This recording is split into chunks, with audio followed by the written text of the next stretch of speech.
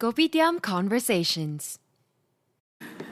This is Kopitiam Conversations, and I'm your host, Winston. My guest for this episode is Emelia Thiran.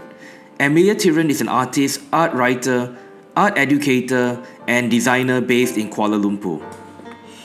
Emelia received her Bachelor of Fine Arts from the University of Bridgeport at the US, and later her PhD in Art History from Universiti Sains Malaysia. She has been teaching design, visual art, studies, and art history in numerous art colleges while freelancing as a graphic designer. She is the author of Livingart, the inspired lives of 14 Malaysian artists and their art practice. She quit full-time teaching to pursue painting in 2019. Hello, Emelia, and welcome to Kopitiam Conversations. It's so good to have you here. You are a professional artist right now, right? You can see the artwork behind you and also, all right, product placement, I see. That's a joke.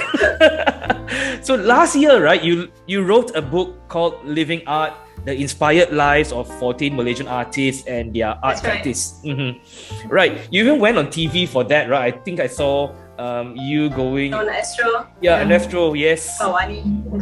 Yes. Yep.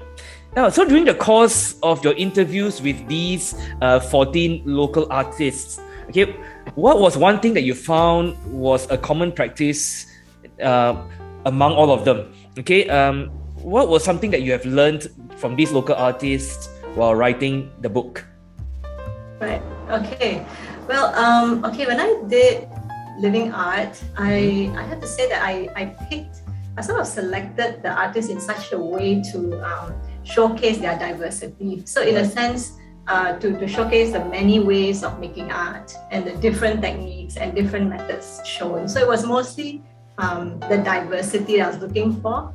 But still, if I had to pick one sort of, I would say attitude in common, I would say that maybe I felt that all of them had this non-conformist attitude to life in general. Right. Yeah? Okay. And I mean that in the best way, in the sense that they don't look for the approval of the world in regards to their work. Right. They don't necessarily follow the popular opinion, and they are prepared to go against the grain. If they have to. You know? And sometimes, even if the situation is very difficult, but they are still prepared to be themselves, Right. And I think that's the quality that actually helps them to produce work that is very thought-provoking. Right.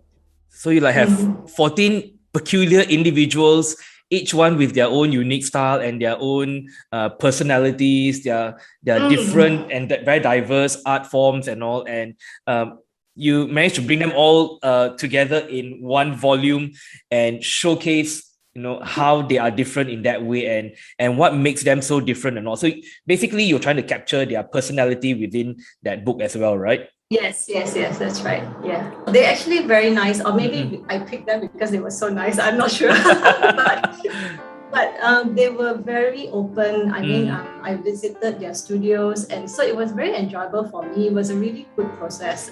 Right. I think it was not at all difficult. They were not difficult to work with. Right. They were more than happy to show me around the studio, and they were very honest about their work, which I really appreciated, because some of them really opened up about some of the struggles they went through and their stories. So yeah, they were very honest. Right. Yeah. Okay.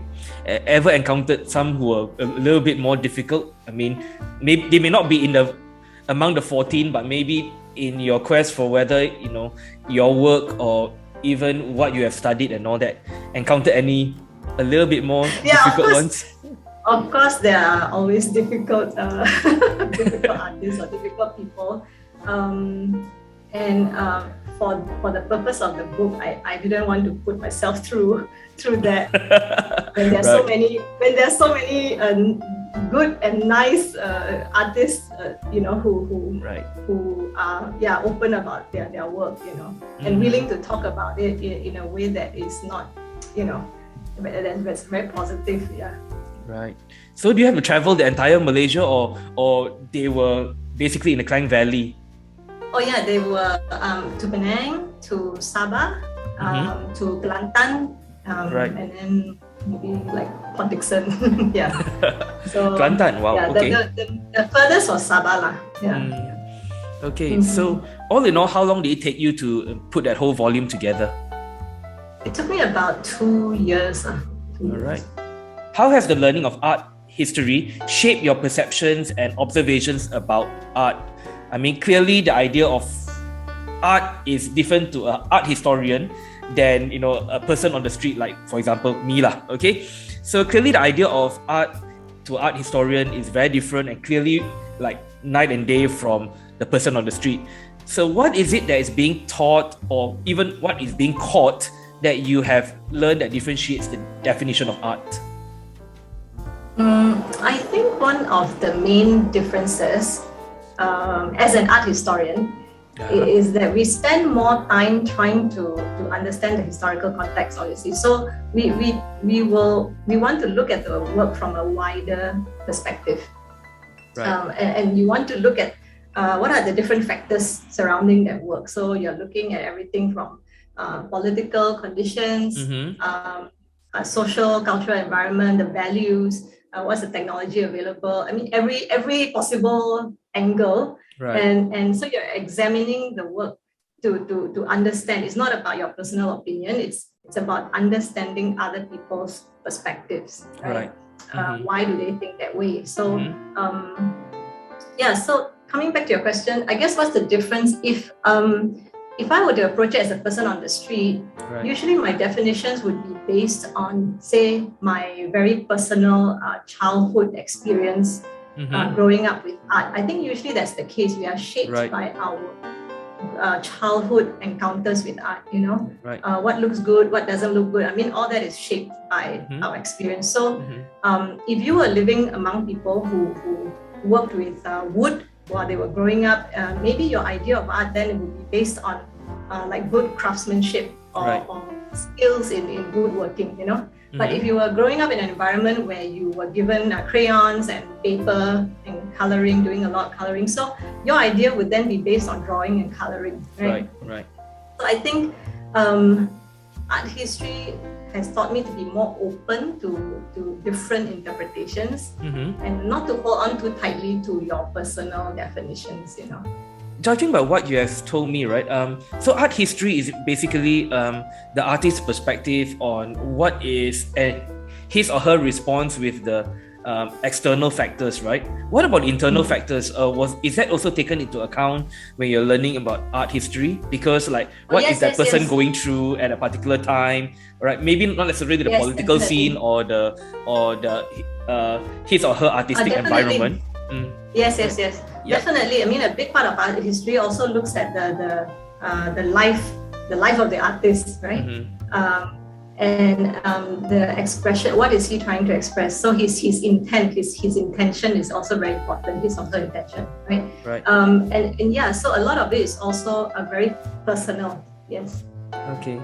But how can we actually, as a person on the street, I'm asking you lah, okay, how can we actually capture the emotions of the artists based on just their output? When we go to, you know, like art museums or art gallery, we see their artwork. How are we able to capture if we do not encounter the artist? You know, how are we able to capture and try to figure out their emotional state at a point? Is there a way? Well, usually when you go to an art gallery, there's always something for you to read, right? Usually there is a label, there is a brochure, there are accompanying tours and all that, that help you understand. And those are the first places I would usually go to anyway, you know, for me to get a sense of from when did she produce this and what was happening at the time when she was doing this. Because we cannot reach the artist, and a lot of times we have no way of talking to them. So for me too, a lot of times it's about reading up before looking at the work. But also you may want to just look at the work and see how it's speaking to you before you read as well. So that's two ways of approaching the work. So you may also want to hold off reading anything, Mm-hmm. and just sort of say, okay, what does this work say to me if I didn't know anything? And then after that, read about it, and then sort of compare notes, and that could be interesting. So yeah. Okay, so you recommend to actually look at the artwork first, feel it, and then only read that small little tag next to it at the bottom of the artwork. Yeah. I mean, I would do it that way. Okay. Yeah, so you get your first sort of impression, right? Yep. Yeah, because it's hard to do it the other way around, where you already know or read something about the artist, and then now you're trying to appreciate it like for the first time.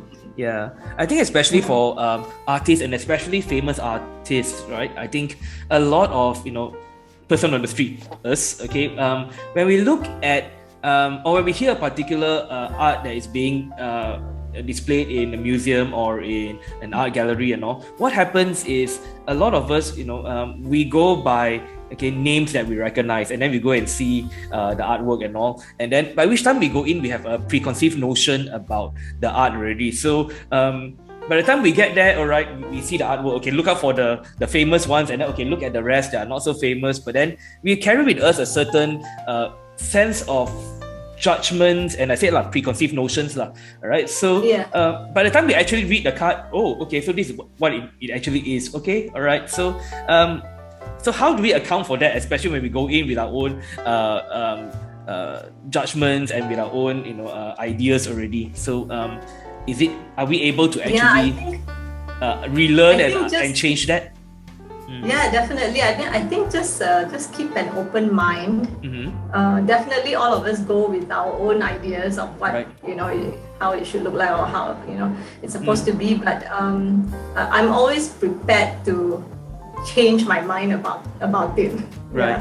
Yeah. Okay. I think you should maybe have that kind of attitude, like sort of be prepared to then say, okay, so it's not actually about that, so how do I feel about it now, Right. So yeah.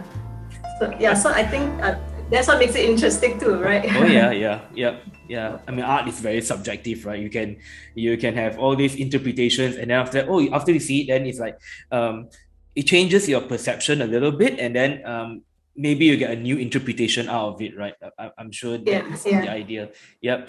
Because I'll tell you what I am, okay? I'm basically, one of those that if I go to art gallery or I go to a museum and all that, what I normally do is I go to look at the merchandise first and all that, and to have an idea of okay, what is something that I should be looking out for, especially when you go to the British Gallery and all that. So you want to have a look and see, okay, what is actually noteworthy here. First, sample it first, and then after that, when we go for the tour, then only we start looking out for the pieces that are noteworthy and all that, and bring out camera, then sit there for a few minutes, have a look and all that. All right, yeah. So that's usually my approach, okay. Yeah. I see.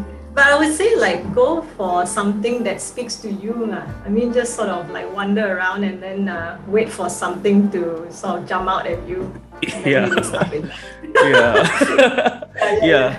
I remember going to the Louvre once, and then after that, this is it. The Mona Lisa is just that, a postage stamp, in comparison to so many other things, right? And it I don't know. To me, it felt like that was it. It's like it paled by comparison a little bit, yeah. And I thought that a lot of stuff that I see back home, Malaysia, are actually just as good, if not even better than sometimes what is on the Louvre, for example. Of course, Louvre got different areas and all that lah. So you pass the Renaissance or whatever the Expressionism and all that sort of things, then you come to certain parts whereby, okay, what is this? So and I feel that at least for me lah, in terms of aesthetics and appeal and all that, I feel that maybe I don't know whether I'm using the right word or not, but I feel that there's a lot of things here in Malaysia because of our melting pot of culture that is actually so appealing.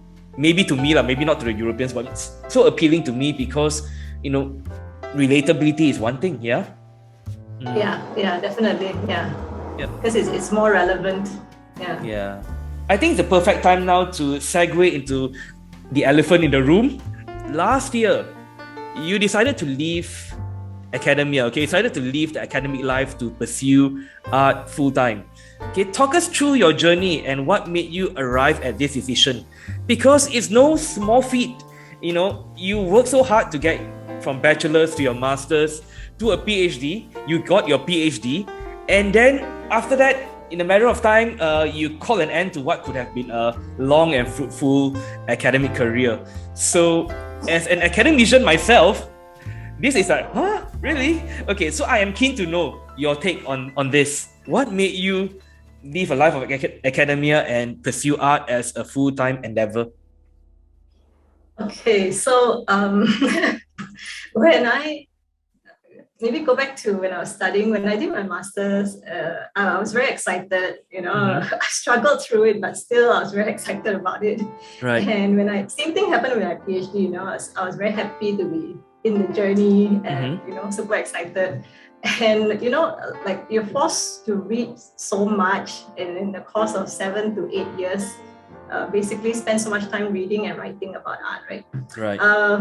But I felt like I was learning so much all the time. I was very happy with it, But then when I went back to work, I felt like there was this big change from teaching in college, and I used to teach in college before studying. And like in places like say Lincoln or Utah, my life as an academic would be mostly preparing teaching materials, giving lectures, giving one-to-one tutorials, and I enjoyed that, Right.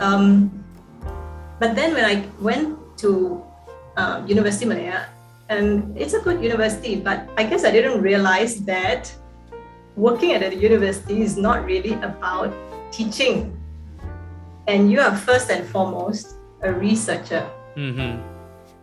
You are expected to publish in reputable journals, build your network as a researcher through conferencing, collaborations, all kinds of academic collaborations, So the KPI, the KPI Yes. is designed, it's designed and built around research publications. Yeah, research and scholarly activities, presenting papers, writing papers, attending conferences, or collaborating on stuff that between universities and all that. So a lot of paperwork, admin, Right. Yeah. And so I think there's this general feeling that nobody cares if you can teach or not.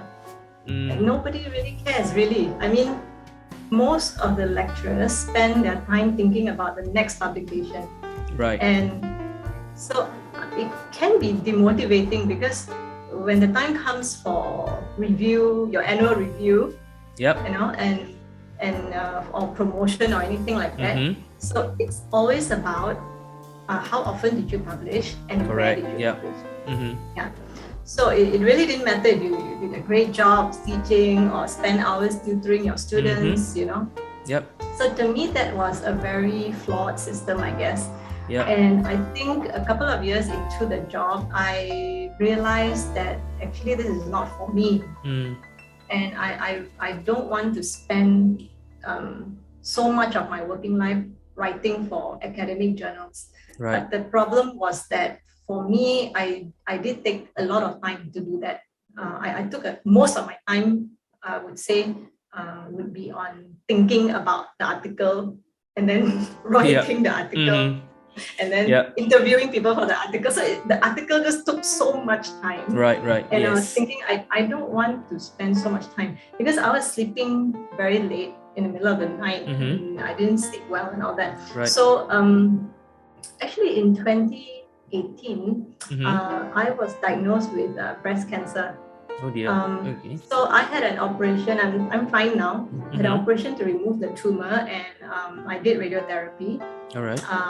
And then because of that, I changed my eating habits, my sleeping habits, and it did force me to rethink my career choice. I guess. Right. I just had to admit to myself that this is not what I want anymore. Even though I thought for so long that yes, this is where I want to be heading, but I was spending so much time writing and editing, and so little time doing the things that I actually love to do. Right. And those were just small things. Maybe I don't know, like designing something, sketching something, taking pictures. Small things, but still I was doing very little of that. Less and less of that, because I was writing, reading, editing, and I just took up all my time. Doing the university thing that is expected of a PhD holder. Yes. Yep. So I think some people love that, so that's fine, But I had to admit to myself that, okay, I'm not one of those people who can say I love that and I just want to do that. Yeah. So I think I have all this pent up energy to want to do something with my hands, I think, Right. And then so I told myself, that's what I should do.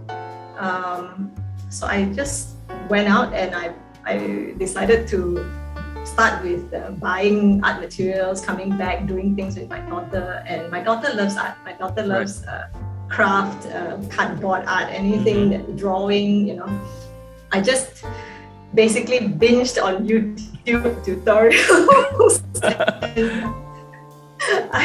I was just looking for ideas, and I really didn't know what I was going to do, but I spoke to my husband, and I struggled with the decision, of course, because there's one side of me that said, come on, you want to quit. It's like you're quitting because are you sure you're not quitting because it's like you're just a bit stressed out about it or something like that. So are you like wasting your PhD, Right. if you do this? So I talked to a lot of friends about it, and a very good friend told me something. She said, just because you quit your job doesn't mean that you wasted your time studying for your PhD. Right. You don't lose what you have gained from it just because you quit your job. So I thought, that's really true. And because going through that process was great. I liked it. I value it, so it shapes my understanding of art today.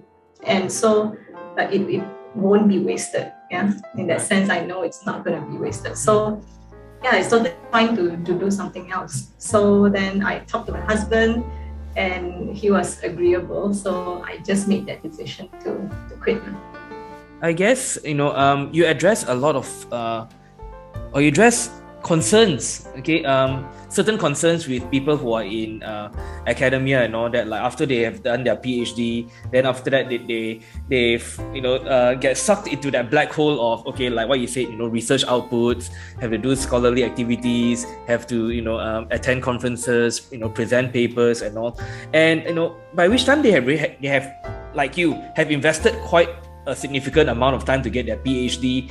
And I guess a lot of those maybe in academia will probably feel that it's a bridge too far to turn back now. So a lot of them, get stuck in that situation whereby, just, continue doing what I'm doing and all, meet my KPIs, all right. So then you see, in certain cases, sometimes students complain that, lecturers are not that good and all that sort of things. That's because maybe they neglected their teaching skills and all that.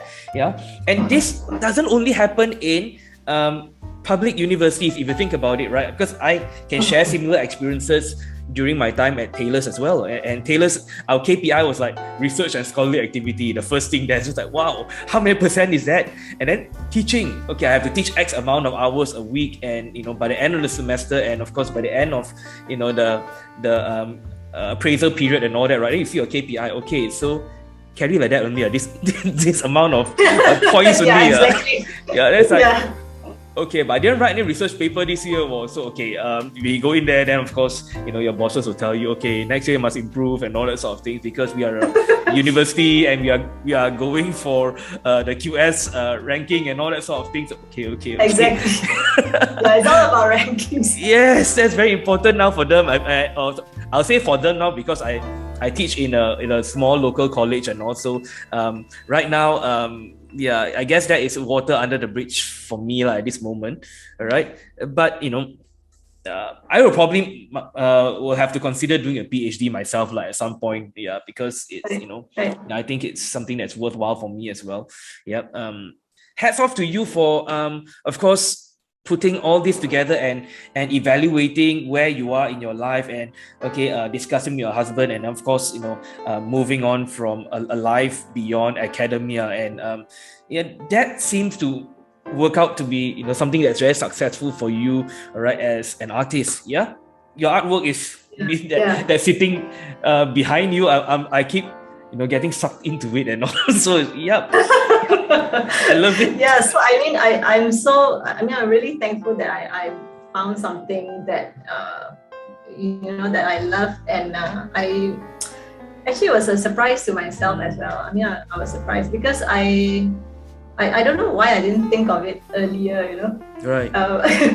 I've tried so many different things, like photography, and of course graphic design, and Right. I did do freelancing and all that. But one day I just sat down and said, like, how come I didn't try painting? It's kind of weird because I love painting and I love abstract painting as well. So Right. I don't know. It just didn't occur to me, and I think. I just felt that it was something not practical. Yeah, kind of like I had that idea, like it was okay for other people to do it, but maybe not for me. Like it's just not a practical thing. Did you ever felt that perhaps, okay, I'm giving up a career in PhD and I'm pursuing painting full time? All right, so obviously you probably will have some reservations at first, right? I'm sure, because did that fear or insecurity ever crept in that I may not get consistent paycheck coming in kind of arrangements? So did that actually put certain fears or certain insecurities in you? I'm just want to capture this because if you ask me to give up everything and to be a freelance or a full-time artist rather, I would probably okay, I don't have those skills, number one. But if I do, I'll always be a bit worried that, I might not get that consistent, salary kind of, periodic payment every now and then. Yeah. I think definitely that is a major concern. And I think that's why it's so important to speak to your spouse first before doing anything. Right, yeah. So, I made sure that in a sense that my husband was comfortable with it, and I knew that I was not going to be sort of earning what I did before. So I had to sort of prepare myself that way, definitely. But once that is out of the way, if I'm comfortable earning with much less to start with, the other fear is mostly actually the fear of being judged, that I think that was I was even more fearful in that sense, Right. That because you're putting yourself out there when you do something like this, which is very different from teaching, Right. You don't put yourself out there so much. You are relating ideas, you are discussing, you're not creating something and then putting it for somebody else to judge. Right. So it was something I was not very familiar, a feeling I was not very familiar with, and it did feel very I felt very vulnerable. Right. And I sometimes still do actually, but it's just but I just told myself that's how it is at the beginning, and then you sort of have to get comfortable with putting it out there. Right. Yeah. And then not to worry too much. Yeah. Thank you so much for even sharing something that's very personal to you and all that. Yeah, really appreciate that. Okay, moving on to another question. Your work is largely abstract, right? As we can see, right? And you are inspired by the works of Juan Miro, Franz Kleen, and Kandinsky. Okay, and your work is produced largely using acrylic pencils and of course oil pastels on canvas. Yeah. What gave birth to this preference for this particular media, right? Was it something that you were comfortable with growing up, or did you actually have to, learn and to use these medias? I think it's definitely something I'm comfortable with growing up. So not acrylics, but what I mean is that something I learned from talking to many artists, it is that in order to produce work that is authentic to you, right? Meaning work that really reflects you and your voice, right? You need to go for art materials that you are naturally drawn to. Right. So that's where you start. That's your starting point. So if you feel comfortable with how it feels, mostly with how it feels in your hand, right. Maybe you're comfortable with how it smells. That's your starting point. That's where you go. So I think acrylics, for example, is comfortable for me because I can make very fast strokes with it. It takes very short time to dry. I can paint over it over and over again. So things like that. So you need to be comfortable with the movement that you can make with it. Yeah. Right. So in George Inness's words, the true use of art is first to cultivate the artist's own spiritual nature. Now you listed that one of your creative values is to connect to a higher power. Perhaps you could shed some light into how you, or perhaps an aspiring artist, right? So could be anyone for that matter, right? Could be maybe me, I decide I want to become an artist tomorrow, or maybe a student of mine, or maybe a former student of yours or whatever, right? So perhaps you could shed some light into how any of us, or aspiring to be an artist, can tap into this spiritual element to produce better and more positive work. Right. So one of the things I discovered is that, through this recent experience, right, is that when we're doing something creative like painting or even like cooking or designing, we are actually sort of co-laboring with a higher power. Okay. I don't know if that sounds weird to you, but it's like when you're putting down a color, when you're moving in a certain way, if you're dancing, you are not actually operating just at a physical level. You are actually operating at an intellectual level and also at a spiritual level. Because you are sort of quieting yourself. You are learning to listen, lean into your intuition. Right. And you know how sometimes when you're working and you suddenly get this great idea or great solution and you don't know where it even comes from, right? And because you're in the zone and then the idea comes to you, right?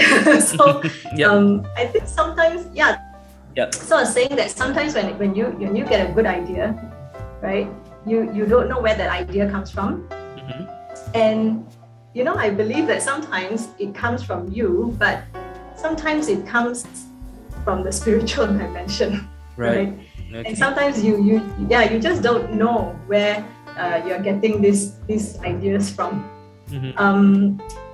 So when you are creating art, you're actually cultivating your spiritual side. Okay. So when you start painting, all right, is there a particular ritual or a calming of the self down before you start painting, or you start painting and then you just let it flow and go with it? So does it happen before, or it happens midway through, or is it all throughout? Okay, so for me, it starts with the painting. So I don't do anything before that to sort of prepare myself or anything. But the painting itself, the act of painting, is a little bit like meditation. So when you're painting, that's when you feel. That's when you can sort of close off other things and just focus on that moment. Right. Yeah. Okay. All right. So how is a typical working day for you now? all right, as compared to when you were in academia? Okay, so we had a snapshot of what you were like in academia, right? All this, chasing for paper and all that. So how is your typical working day today? Today I don't really have a typical day, I guess. But I still start off the day pretty much the same way, actually. What I do is I have my morning meditation, and then I do my morning pages. It's something like writing. I don't know if you know morning pages. And then I go for a walk with my husband. Right. And then after that, basically half the time is painting, half the time is spent doing other things like the sort of admin stuff like photographing the work or updating the website, right, or like reading, marketing, whatever. Yeah, so it's like half. Yeah. Mm-hmm. Going forward, with the lockdown now being a little bit more relaxed, okay, and we see the economy is going almost back to business as usual. Where can we hope to see some of your artwork? Okay, now this is for the listeners who are listening in, who may be interested in your work and may be interested in maybe visiting a gallery or a place whereby they can look at your art and appreciate your art. So where can we hope to see your artwork? Actually, not physical galleries. Mm-hmm. It in fact actually the beginning of the year, I was supposed to be in the exhibition, and it was a physical one. Right. But then COVID happened, and then it was just online. Mm-hmm. Yeah. So that was with the Art People Gallery. Yeah. Right. So now all my works are online on my website, and of course you can follow me on Instagram as well. I also post like progress work there and finished work there as well. But my website would be all my finished works. This is your opportunity to shout out about your Instagram and your Facebook. So take it away. So you can follow me. My Instagram handle is emythiran, emythiran, and then my website is www.emythiran.com. Thank you so much for your time today, Emelia. It's been really fun and really engaging and enlightening talking to you. Yep, from man of the street. Yeah. Thanks, Winston. No worries. Yep.